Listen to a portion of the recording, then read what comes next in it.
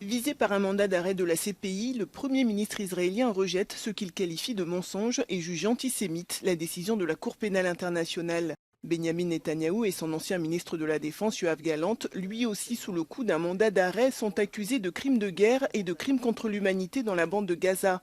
Selon la Cour, les deux hommes seraient pénalement responsables de l'utilisation de la famine comme méthode de guerre et des attaques intentionnellement dirigées contre les civils.